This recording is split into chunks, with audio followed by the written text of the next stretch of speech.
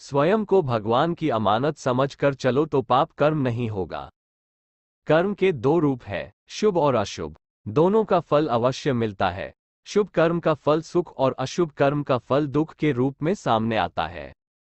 यदि किसी कर्म का फल इस जन्म में नहीं मिल पा तो वही कर्म आगे के जन्म में हमारा भाग्य बनता है, अर्थात भाग्य हमारा ही बचा हुआ कर्मफल है।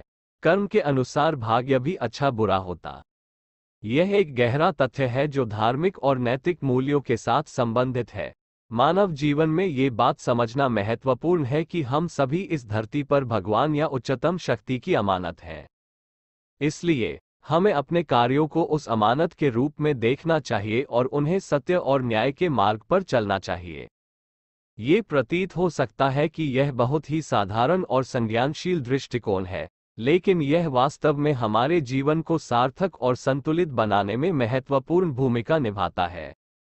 जब हम स्वयं को भगवान की अमानत समझते हैं, तो हमें उसके साथ निरंतर जोड़ने की प्रेरणा मिलती है और हम अपने कार्यों को भगवान के रूप में करने का प्रयास करते हैं।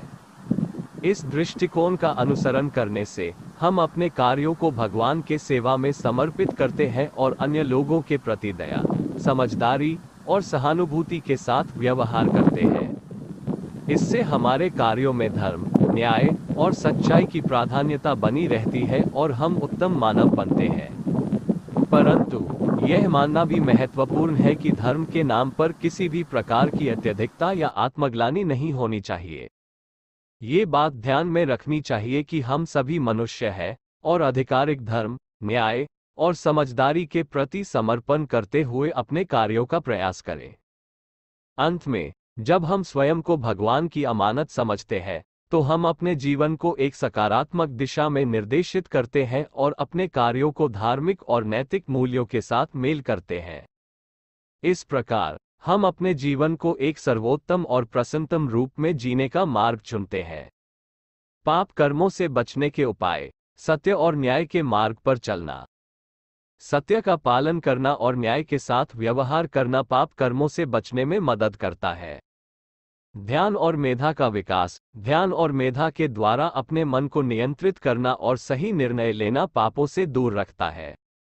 सेवा और दया: दूसरों की सेवा करना और उन पर दया दिखाना सात्विक भावना को बढ़ावा देता है और पापों को कम करता है।